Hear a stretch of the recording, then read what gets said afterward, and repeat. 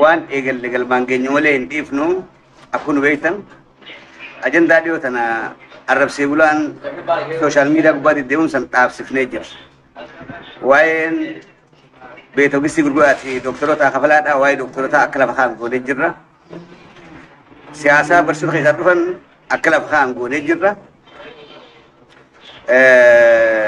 Karaa dogoggoraa isaaniitti Oromoo oofuudhaaf kan akka uummanni Oromoodhaatti dammaqee jalaa dhaabbatu goonee jirra. Kun injifannoodha. Kana qabsoon miidiyaa hawaasummaa gubbatti gootu tan wal qaceelchu wal dhaabu. Kanaafuu warri kalee bokkisaadhaa ture doktorota Itoophiyaatti fiicisee dhaabnee jirra. Qatgooni ifiin boonnaa jechuudha. Warra waan eegalee galmaan malee jalaan dhaabban ifiin fuudhuun. Yaana isaaniis nami qabsaa'ee addunyaa Oromoo tana guutuu akka wal argee akka wal dhagahee akka wartee tokkummaadhaan lafaa ka'ee gabrummaa diina wayyaanee san ofirraa sochoosu kagoosiselleen galatallee dhabu hamtuullee dalagu gaariillee dalagu obbo Jawaar Mohammadii nama quudhuun barbaachisaadha. Dhugaa dubbachuu fi kabajamtootaa fi jaalatamtoota kenna. Obbo Jawaar Mohammad hedduu dalageetiin jira. Dalagaa Jawaar Mohammad eeguma dhalannee warra nu duraa warra abbootii kennallee duraa hayyoota keessan ka kenna ka qabsaa'e sanniin illee akkasittillee qabsaa'ee raasaa seenuu baatus nami kun nama qalamaan fi miidiyaadhaan mootummaa nami cabsuu hin danda'u jedhame cabsee uummata Oromoo harka galchee nami kun galata dhabuun nu barbaachisu. Kabajamtootaa fi jaalatamtoota kenna. Nami galata namaa hin beekne ni nu namaa miti. Nami dogongoruun ni mala yookaan jarjaruun ni mala. Haala inni itti yaade irraa karaa maquun ni mala. Akkasuma mootummaanis karaa irraa maquun ni mala. Akkasuma Jawaaris karaa irraa maquun ni mala. Kabajamtootaa fi jaalatamtoota kenna. Garuu dalagaa inni dalage san hunda nami isin bilisoomsee biyyatti isin galchee nama guutuu keessaa mootummaa Oromiyaa kajechisiise obbo Jawaar Mohammad malee yoo jiraate naaga fuudhe. Obbo Diyoon afaanuma rab dhalannee irruma guddanne achuma dhukaa'u turte wayyaanima jalatti. Ergamtuu jaraa turte. Sanni beeyna. Amma arrabsuudhaaf himti. Maqaa jijjiirattee eegi as baate. Eegi maqaa jijjiirattee as baate. Akka gartee lammaa faan akka biyyi faan nama gartee gisee duraatii fi qabsoo san eegi Jawaar caccabsee lafa deebisee akka jarri aangoo dhuftu ka goosise Jawaar Mohammad. Kabajamtootaa fi jaalatamtoota kenna dhugaa namaa kaa gartee obbo Lammaa Magarsaati sabboonummaan isaa keessa ni jira ni beeyna. Abiyyiinis yoo Oromoodha. Hayyootuma teenna jenneetiin eegii obbo Diyoon jalaa ol kaatee mootummaan obbo Diyoo gabroomse kun eegii irraa cabe Jawaar irraa cabse ol baase. Namni karaa aangootti ol baase. Nami agartee obbo Diyoo tana maqaa itti baase maqaa agartee Oromummaa kana dhiisi mootummaa isii goosise. Obbo Jawaar Mohammad jaalattanis jibbitanis kabajamtoota kenna. Amma dogongoruun ni mala. Jawaar Mohammad ilma namaati namiin dogongorreen jiru. Abiyyiinis dogongoruun ni mala. Garuu wal gorfannee waliif gartee balansi goonee jidduu keenyatti yoo silaa walti dhiyeessine hedduu gaarii nu tura. Akkanumatti jara kenna walirra duulleetimi wal caccabsinee dhukkee walirraa kaasuun nu barbaachisu. Wal gorfanneetuma gartee nama qajeelfachuun nu barbaachisa. An Jawaar Mohammad osoo ammaan tana waan biraa dhiisi waan fedhe inni ka dalagu taate waan duraa san laalee afaan itti ariifadhee waan isaan jedhuu danda'u hin qabu. Maal jennaan waan inni gartee calalaqa gartee Oromummaa teenne calalaqa sanuu takkaa dhalannee hin argin abbaa abbootiin keenya takkaa hin argin Oromummaa aangoo qabatte takkaa kan argin dhalannee guddannee abbaa keenyaatis bara dabbar hagasii sanillee dura gartee nama Oromoo ka aangoo qabatee biyya bulche bulchus ka hagana bulche ka gartee qabsoodhaan diina ofirraa buqqisee aangoo qabate waan garre kabajamtootaa fi jaalatamtoota itti ofii quudha. Walumaan qabsoofne haa ta'u ammoo Jawaar Mohammadii olitti nami qabsaa'ee hin jiru. Jawaar Mohammadii qalama takkaa fi miidiyaadhaan diina burkuteessee fixe. Taani sammuu isaati. Kabajamtoota keenya hayyuu akkanaa qabaachuunis hedduu nu barbaachisa. Sabni biraa hayyuu akkanaa sirratti hawwa. Hayyuu akkanaa kana qabaachuun Oromoon akkamii hayyuu akkanaa kana qabaatti siin jedhaniiti gartee sirti hinaafan. Hanga inni gartee kun Oromoo iyyuu miti haqli akkanaa Oromoon hin qabdu kun Yamaniidha hanga siin jedhan takkatti. Ati garuu hayyuu kan kee kabajaa isaan malu dhiiftee arraba deebitee qooda maalii keettaaf? Qooda akkamii keettaaf? Haya atiin beeku. Wanni deemaatiin jiru yeroo ammaa kana keessatti Oromiyaa keessatti burjaajinni adda addaatiin naannoo adda addaa irratti akkasuma milishaa ta'ii akkasuma koree gandaa ta'ii akkasuma ergamtootaa fi faarsee bulaa walumaa galatti walitti duuluudhaan uummata keenya kana irratti gartee hedduu takka waa haasa'aatiin jiranii.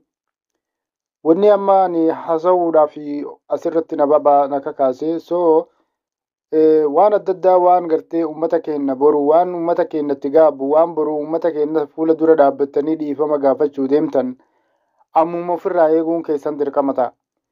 Barbaachisaadha. Uf dura yaaduunis bal'isanii yaaduun dirqama laazima. Wanni suni maal jennaani uummati kun mootummaadha.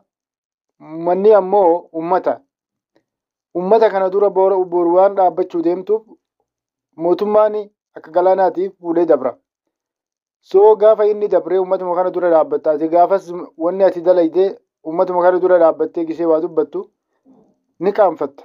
Kanaafuu ammuma tana osoo hin dubbanne osoo waan tokko hin taane uf dura laallachuun keessan dirqama ta'a. Kabajamtootaa fi jaalatamtoota keenya wanni an kana kaaseefi yeroo adda addaa yeroo waan adda addaa walirra duullu argina. Yeroo nama keenya gartee kan uummanni keenya kabaju kan Oromoon kabajitu nama kabajamaa fi nama jaalatamaa yookaan nama Oromoo biratti quuqama qabu yookaan Oromummaa irratti sabboonummaa qabu nama uummata kanaaf quuqamu jechuun homantaaneen irratti duulama homantaanee jejjedhamu. Ati abbaa feete deeggaruun suni dirqamaa miti abbaa feete deeggaruun mirga keeti. Ammoo nama arrabsuu fi nama qeexxee waan hin taane maqaa namarraa kaa'uun hin barbaachisu. Maaliif waan boru fuula kan namaa kana dura waan dhaabbattu jechuudha. Uummanni uummata kabajamtootaa fi jaalatamtoota keenya namni waa beeku waan boruusis ni beeka waan irraas ni beeka tadhuftus ni beeka. Gartee ilmi namaa waan takka waan hundaayyuu ariifatee waan dubbatu ni qusata. Qusannaa ilmi namaa kun namni waa baratee fi namni beekumsa qabu waan hunda qusachaa haasa. Hambifachaa haasa. Beekumsa isaa waan madaalee bakka isaa madaaltuu dhaabbata. Bakka isa madaaltuu dubbata. Akka isa madaaltuu dubbata. Akkuma argee gadi naqu.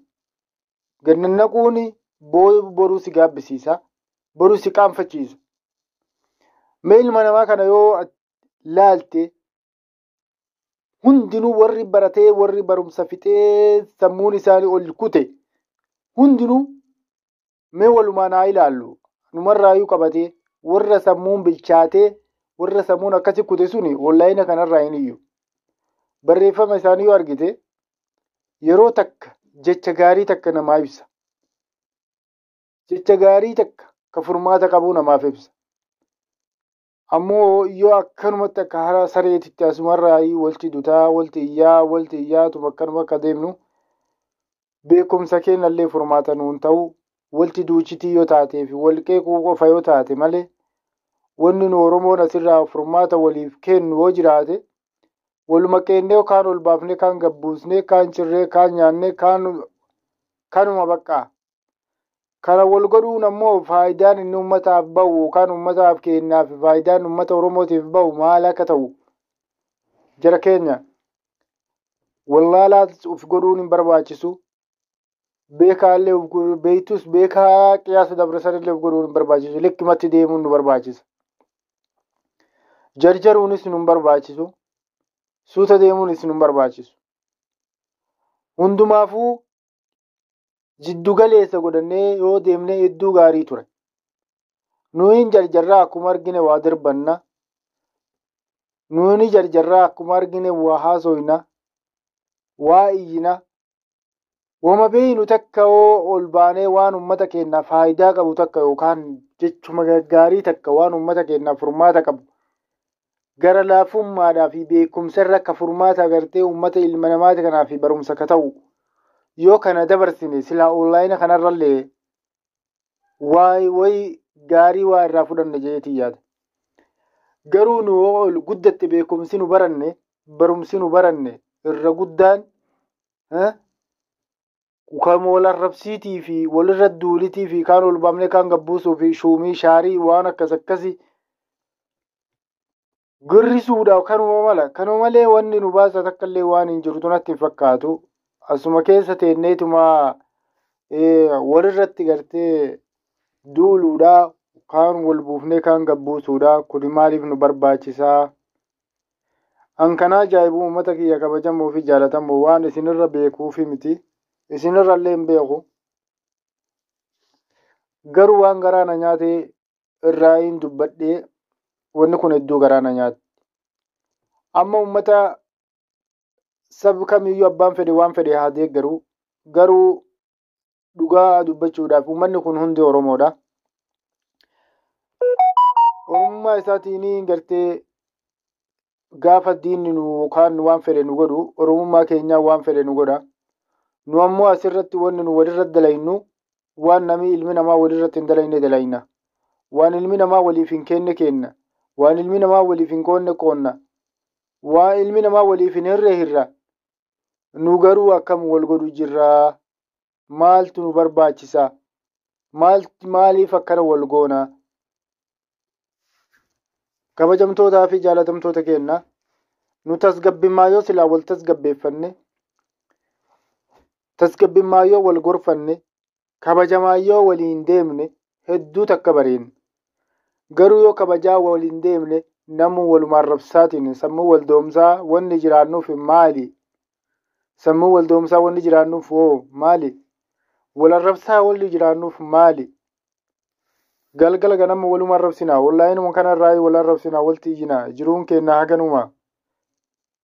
Beekaa keenyas jabeeffataa yoo dandeenyes gorfataa. Wallaalaa keenyas barsiifataa yoo dandeenyes kaa hammaatee ka karaa irraa maqe gorfataa qajeelfataa deemna malee arrabumaa mucuqii wal keennee kaartoona gartee foon wadee irra gartee ashaangulliitii wal goonee wal darbuu irra wal gartee akka nama qaama barateetitti akka nama beekumsa qabuutitti akka nama bilchinna qabuutitti akka nama yaada qabuutitti gartee waliif ibsinee wal barsiifannee yaada wal dabarfannee tun akkana maaliif akkana taatee yonnee waliif dabarsine garaa wal nyaanna kabajamtoota. Saba kana keessa garaa wal nyaanna. Ammoo sabummaan tokkichi kun yoo kaan ciree wal gabbuuse qaqqalee yoo akkana wal fixe arrabaa yoo akkana mucuqii wal kaa'e mee garee gamanaa fi garee gamasii jedhanii garee gamanaa walti duuluun kun maaliif nu barbaachise? Isin hundi Oromoodha. Uummata kiyyaa fi kabajamoo fi jaalatamoo waan garaana nyaate irraa hagana isinii kakaasee garuu dhugaa dubbachuu fi wanni kun hedduu takka waan nama qaanessu nami hagana wal ciree wal bubuusuun hin barbaachisu. Koree hagana beelaafillee jedhanii walirra bitanii nama walirra duulchisuullee maaliif nu barbaachisu? Sootuma jedhanii namni wal gorfatee silaa karaarra wal qajeelfatee hedduu gaarii ture. Akkasiin isiniin jaa kabajamtootaa fi jaalatamtoota keenya